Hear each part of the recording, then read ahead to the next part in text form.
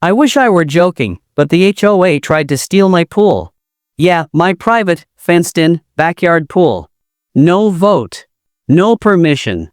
Just a smug woman with a clipboard, telling me it now belonged to the neighborhood and I should feel honored. It started on a Saturday morning that was supposed to be quiet. I had just skimmed the last leaf from the water, a routine that always calms my younger brother Eli. He deals with anxiety, and that pool? It's not just a place to swim, it's his reset button.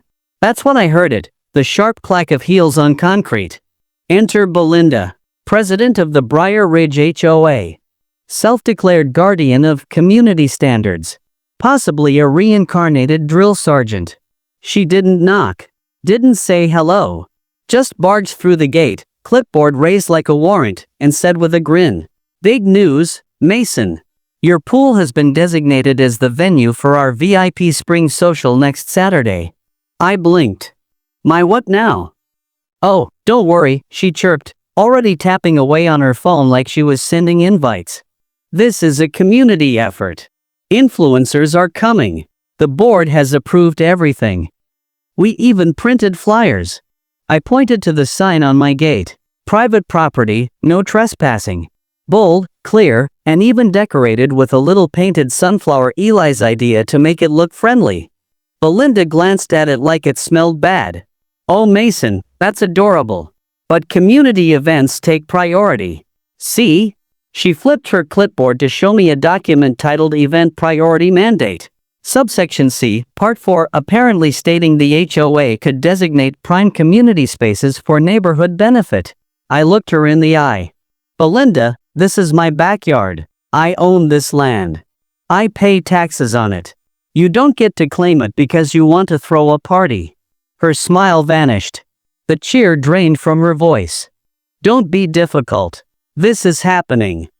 And there are consequences for obstructing sanctioned HOA functions." I didn't raise my voice. Didn't argue. Just said, "You need to leave. Now." She spun on her heel and stomped out. But I knew it wasn't over. Not with Belinda. I'm not new to her games. Ever since she got elected, by default, because no one else wanted the stress, she's been playing dictator.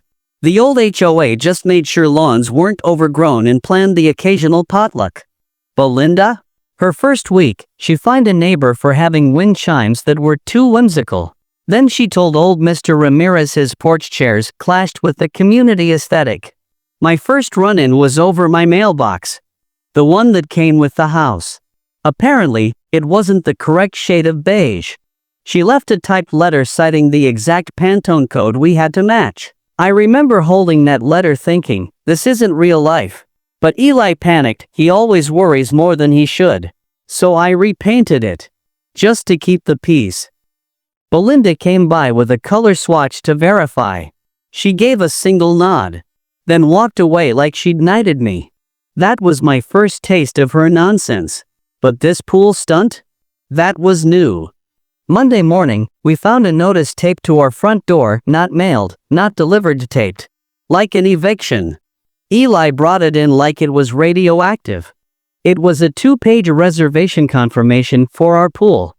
Listed the date, time, guest list, and even stated the HOA would be using our restroom facilities. That was it. I wasn't just angry, I was insulted. So I called the regional HOA management company. The people technically above Belinda. A woman named Brenda answered. Sounded like she'd rather be anywhere else. "The board has local discretion," she said flatly. "You can dispute it at the next meeting." Next meeting? 3 weeks away. The party? 5 days. So I made a decision. I went out to the shed, pulled out the submersible pump I keep for emergencies, and got to work. If Belinda wanted a party, she could throw it somewhere else. Because this pool was officially closed for urgent maintenance. Tuesday morning, I drafted a formal notice. Pool closed for owner-initiated repairs. Area OFF limits until further notice.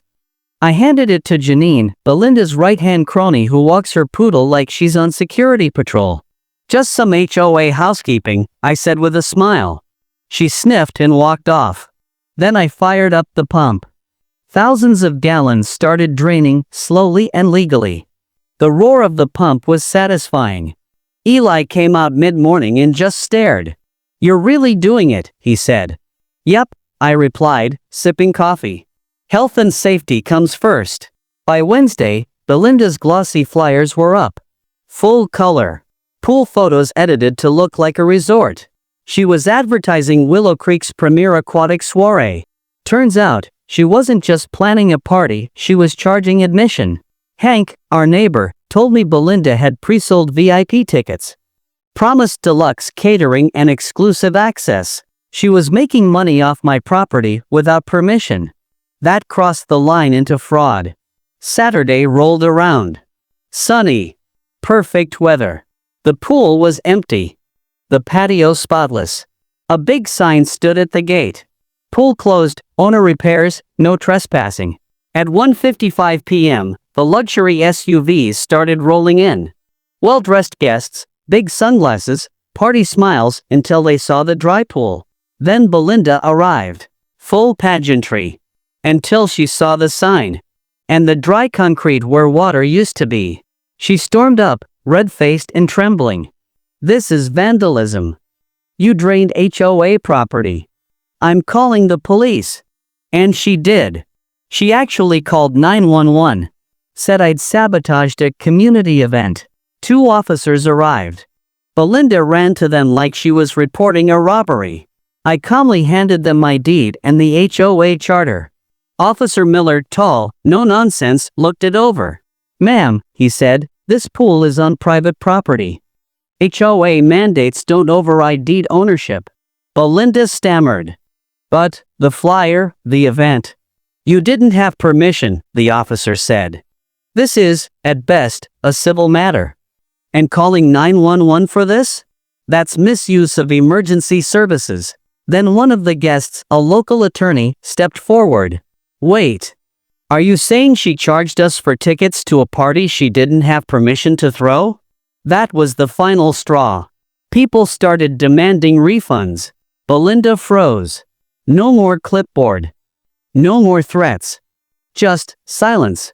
She left in a cloud of humiliation. By Monday, her resignation was posted on the HOA board. Janine quit too. A new committee took over, calmer folks who just want trimmed grass and fewer headaches. Eli's back to drawing by the pool again. He even sketched a cartoon of Belinda clinging to a float while the pool drains around her. We framed it. It's in the hallway now. So, how far will a man go to defend his home, his peace, his family? All the way to the bottom of the deep end. And sometimes, an empty pool is the most satisfying sight in the world. Now I want to hear from you. Was I right to drain it? Or should I have let the party happen and fought it afterward? Ever dealt with a power-hungry HOA or nightmare neighbor? Drop your story in the comments. I'm reading every one. And hey, if your peace is ever under siege, just remember, a submersible pump and a little backbone go a long way.